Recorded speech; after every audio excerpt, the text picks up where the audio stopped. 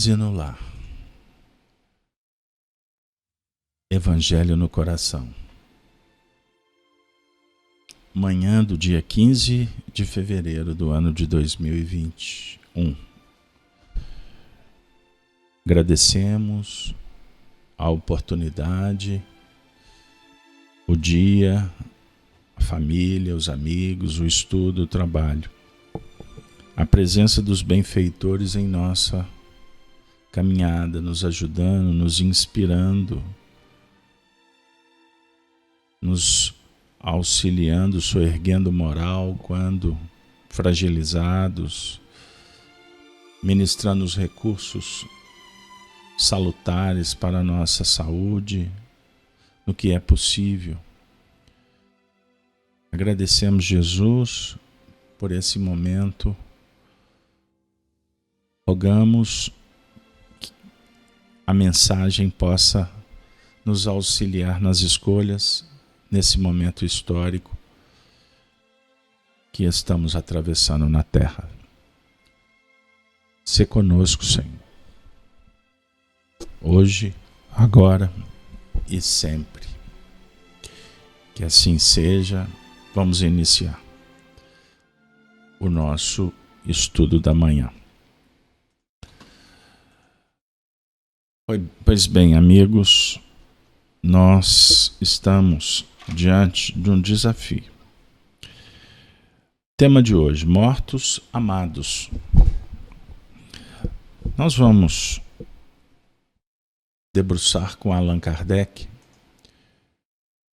para refletirmos com o Evangelho segundo o Espiritismo no capítulo 5, Bem-aventurados os aflitos. É um capítulo muito especial para ser estudado sempre que possível. Passe ao seu contributo consolador. Bem-aventurados os que choram, pois que serão consolados. Palavras de Jesus em Mateus 5, a partir do versículo 5 também. Hoje nós vamos trabalhar com o item 21, perda de pessoas amadas, mortes prematuras. Uma mensagem dada por Samson, um ex-materialista que se converteu ao Espiritismo, lendo o Livro dos Espíritos, e depois se tornou muito atuante ao lado de Kardec na Sociedade Espírita de Paris. E desencarnado, nos oferece essa página. Aspas. Quando a morte ceifa nas vossas famílias, arrebatando sem restrições os mais moços, antes dos velhos, costumais dizer: Deus não é justo, pois sacrifica um que está forte e tem grande futuro e conserva os que já viveram longos anos cheios de decepções. Pois leva os que são úteis e deixa os que nada ou para nada mais servem. Pois despedaça o coração de uma mãe, privando-a da inocente criatura que era toda a sua alegria. Humanos, é nesse ponto que precisais elevar-vos acima do terra-terra da vida, para compreenderdes o bem. Muitas vezes está onde julgais ver o mal. A sábia previdência, onde pensais divisar a cega fatalidade do destino. Porque a vez de avaliar a justiça divina pela vossa, podeis supor que o Senhor dos mundos se aplique por mero capricho a vos infligir penas cruéis? Nada se faça em um fim inteligente, e seja o que for que aconteça, tudo tem a sua razão de ser. Se percrustasseis melhor todas as dores que vos advêm, nelas encontraríeis sempre a razão divina, razão regeneradora, e os vossos miseráveis interesses se tornariam de tão secundária consideração que os atiraríeis para o último plano. Crede-me, a morte é preferível numa encarnação de 20 anos a esses vergonhosos desregramentos que pungem famílias respeitáveis, dilaceram corações de mães e fazem que antes do tempo embranqueçam os cabelos dos pais. Frequentemente a morte prematura é um grande benefício que Deus concede àquele que se vai e que assim se preserva das misérias da vida ou das seduções que talvez lhes acarretassem a perda. Não é vítima da fatalidade aquele que morre na flor dos anos e que Deus julga não convir que ele permaneça por mais tempo na terra. É uma horrenda desgraça, dizeis, ver cortado o fio de uma vida tão prenhe de esperanças. De que esperanças falais? Das da terra, onde o liberto houvera podido brilhar, abrir caminho e enriquecer? Sempre essa visão estreita, incapaz de elevar-se acima da matéria. Sabeis qual teria sido a sorte dessa vítima, ao vosso parecer tão cheia de esperanças? Quem vos diz que ela não seria saturada de amarguras?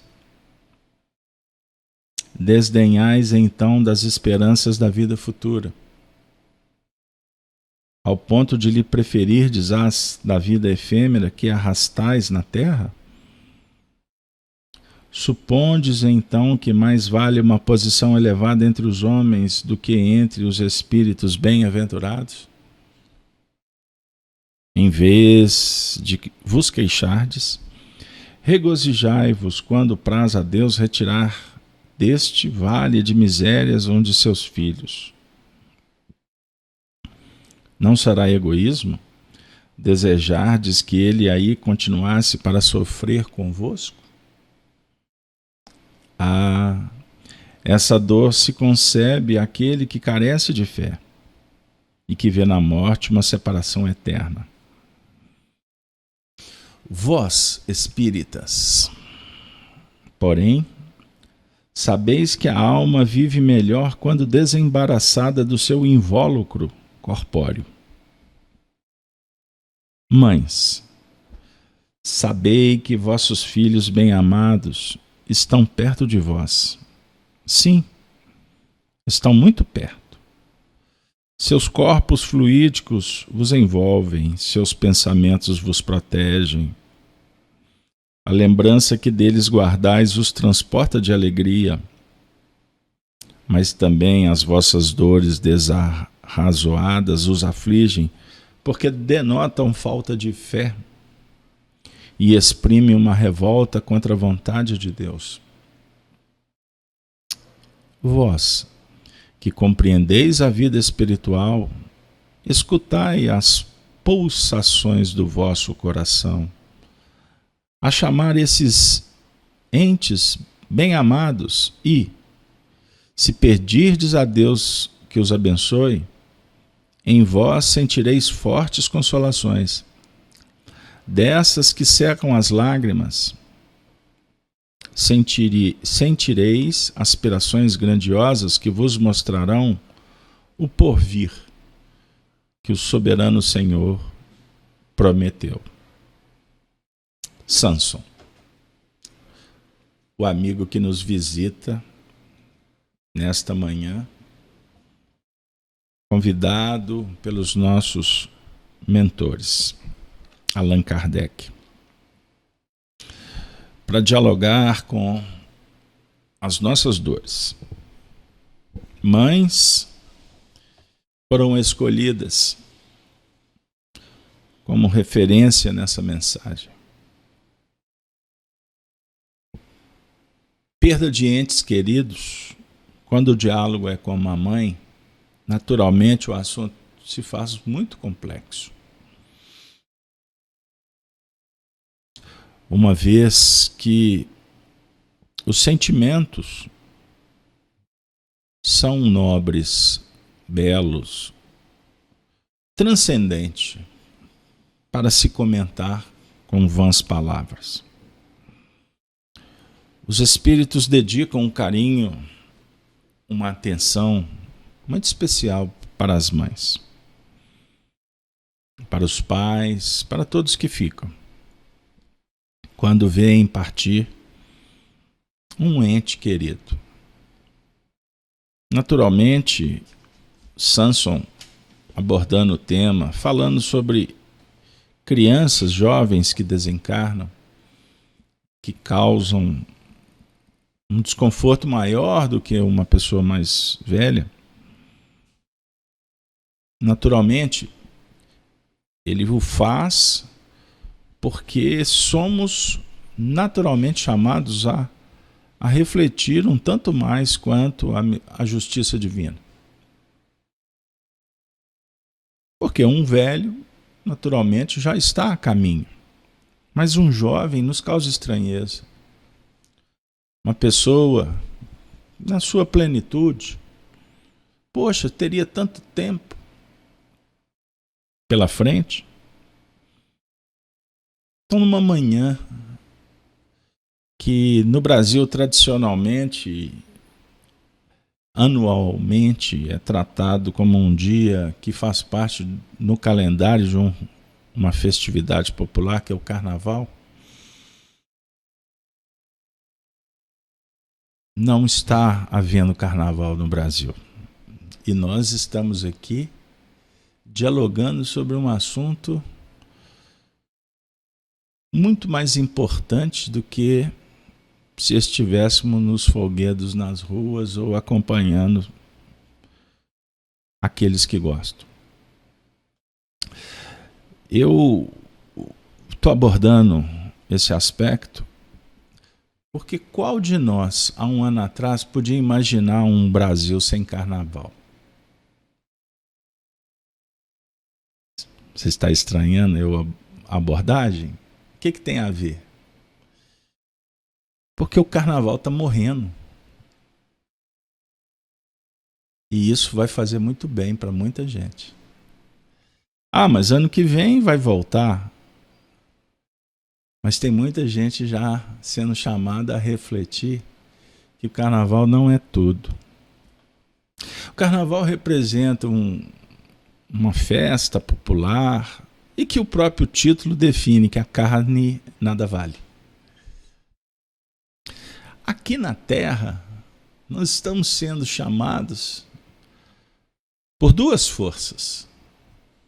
A força que nos atrai às questões materiais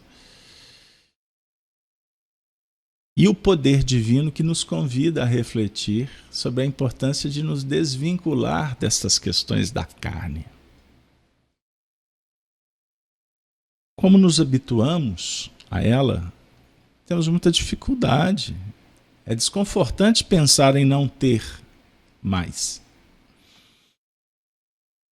A desencarnação, ela tem um papel muito importante para dialogar com esse desapego às coisas materiais.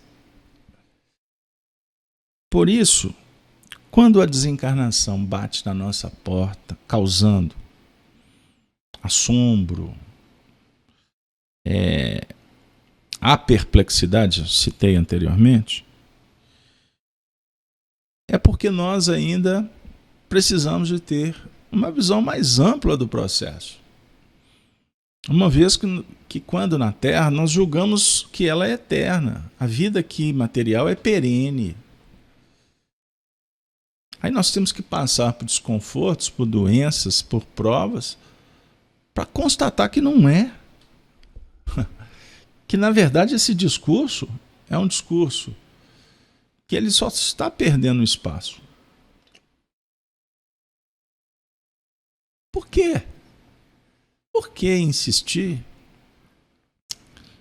em ficar fixado entre berço e túmulo, sabendo que lá na frente aqueles que tiveram ou que terão longevidade, chegarão nos seus últimos momentos arrependidos do que fizeram com a vida na terra. Eu citei anteriormente e vou repetir para vocês, porque o nosso espaço de convivência sugere transcendência. Ninguém nos últimos momentos de vida pede ao doutor um pouco mais de vida para humilhar alguém, para continuar destruindo a vida. Geralmente se espera do doutor um milagre para poder abraçar o inimigo, dizer que ama aqueles que deixamos de dizer por orgulho, por egoísmo, arrependidos pelas faltas cometidas. Não é verdade? Eu conheço alguém que queria mais 5 minutos para poder fazer uma última coisa da carne. Bom, acontece também. E quando desencarnam, eles vão fazer exatamente o que queriam e que estavam impedidos. Que sugere que terão que voltar e continuar passando por dificuldades até que desperte. Samson está nos falando de uma forma muito eficiente e respeitosa que Jesus é o campeão das consolações e que o Espiritismo revive ou reaviva a nossa memória quando ele vence a morte, o campeão do túmulo vazio. E se nós pudermos buscar apoio ainda na história, Jesus se apresenta após a sua desencarnação para uma mulher que foi procurá-lo, porque ela estava extremamente angustiada com a perda da referência que ela custou a encontrar na vida. Maria Madalena. Entre os homens, pecadoras. Mas para Jesus, uma alma em um franco processo de soerguimento. Mas confusa ainda com as coisas da terra e dos céus. E ela, quando perde aquele que fez com que ela descobrisse o amor que os outros homens não puderam, que o seu coração se preencheu, a vida plenificou, ela vai ao seu túmulo e ele diz: o que viestes procurar? Meu Senhor. E aí ela identifica a vibração da voz incomparável. E ela diz: Rabi. E ele diz: mulher, não me toques, porque ainda não fui para meu Pai. Ela foi escolhida para a grande revelação da imortalidade. E passa daquele momento em diante a viver o Evangelho de uma forma que poucos na sociedade estão dispostos a abrir mão definitivamente das coisas do mundo e se apegar às dos céus. E para colocar em prática, ela se torna uma mãe. Mãe dos filhos do Calvário que precisavam de confirmar que Jesus não tinha morrido. Leprosos, os párias, os filhos do Calvário. Essa é a grande maternidade. que naturalmente as mulheres e os homens vão aprendendo a partir da maternidade biológica. Porque é ver materializado um fruto divino. São as nossas aquisições futuras. E os filhos se tornam escadas para o céu. Até que, aprendendo a amar sem apego, amar libertando os filhos, aprenderemos a amar a todos da mesma maneira. E esse diálogo com a imortalidade, ele é sempre oportuno. Pois somos, em sociedade e família, revisitados pela morte, das mais variadas formas. Acidentes, doenças, precipitações, violência, o autocídio, tudo bate na nossa porta. Nós espíritas, informados e convictos da imortalidade, por isso priorizamos a vida moral naquelas atitudes estoicas da filosofia colada no dia a dia, lutando para não perturbar a nós mesmos, porque o estoicismo dialoga com o equilíbrio. E o equilíbrio nos protege contra a irritação, desconforto, decepção. Então estamos diante do amor e do trabalho. Trabalho renovador e imortalista. Então analisar berço, o meio e o túmulo, ou seja, a trajetória que se faz na Terra, que é muito rápida, precisamos olhar para trás e para frente, para as vidas pregressas e para a vida futura.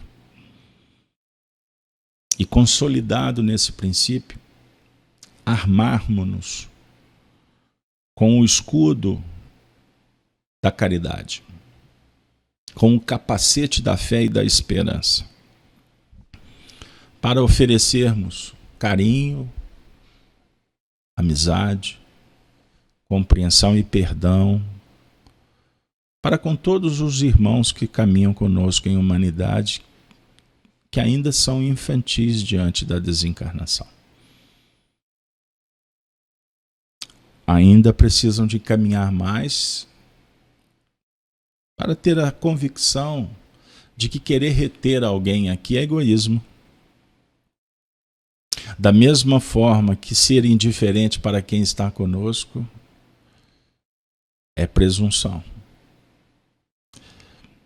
Aqueles que partem precisam do nosso amor, do nosso equilíbrio, do nosso desprendimento e da nossa fé, para que quando eles nos revisitarem, pois isso acontece mais do que se imagina, eles possam encontrar em nós pilares para que eles prossigam, sabendo que nós compreendemos que estamos apenas separados momentaneamente e que Deus concede as bênçãos dos reencontros para trocarmos vibrações motivadoras de amor, de carinho, de amizade, de fraternidade, mas que cada um deve marchar peregrinando para encontrar os próprios desafios, e nem sempre nós estaremos juntos. Se estamos, valorizemos, pois amanhã não estaremos mais. Teremos que dar uma pausa nas relações para reconectar com outros, pois estamos sendo preparados para o amor universal, para praticar a lei divina para todos e não para apenas aqueles que amamos. Fazer o bem sem ostentação e sem olhar a quem. os espíritos amigos, sempre oferecendo um brando consolo. E para corroborar com as reflexões consoladoras da nossa manhã, vamos convidar Emmanuel para chegar junto no nosso espaço virtual, pois ele ofereceu uma bela página que está no livro Na Era do Espírito, organizado por Herculano Pires, a partir das cartas endereçadas por Chico Xavier, anexando mensagens. Emmanuel comenta essa mensagem de Samson, que nós vamos trazer como uma reflexão final do nosso encontro. Ouçamo-lo. Na terra, amigos e amigas, quando perdemos a companhia de seres amados, ante a visitação da morte, sentimos-nos como se nos arrancassem o coração para que se faça alvejado fora do peito. Ânsia de rever sorrisos que se extinguiram, fome de escutar palavras que emudeceram. E basta às vezes, tudo o que nos resta no mundo íntimo é um veio de lágrimas estanques, sem recursos de evasão pelas fontes dos olhos. Compreendemos, sim, neste outro lado da vida, o suplício dos que vagueiam entre as paredes do lar ou se imobilizam no espaço exíguo de um túmulo, indagando: por quê? Se varas, semelhantes sombras de saudade e distância, se o vazio te atormenta, o espírito, asserena-te e ora, como saibas e como possas, desejando a paz e a segurança dos entes inesquecíveis que te antecederam na vida maior. Lembra a criatura querida que não mais te compartilha as experiências do plano físico, não por pessoa que desapareceu para sempre, e sim a afeição de criatura invisível, mas não de todo ausente.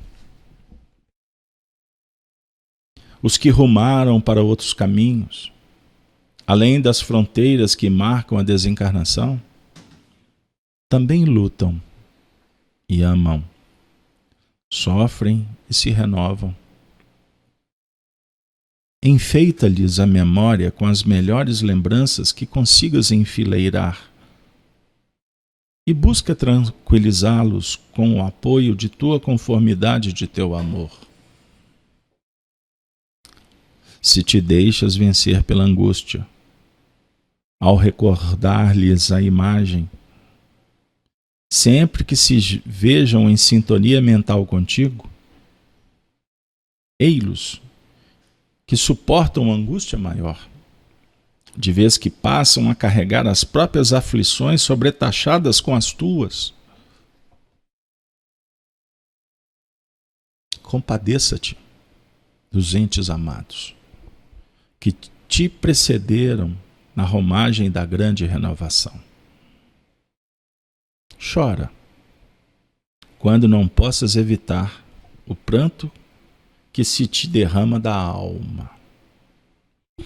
No entanto, converte quanto possível as próprias lágrimas em bênçãos de trabalho e preces de esperança, porquanto eles todos te ouvem o coração na vida superior,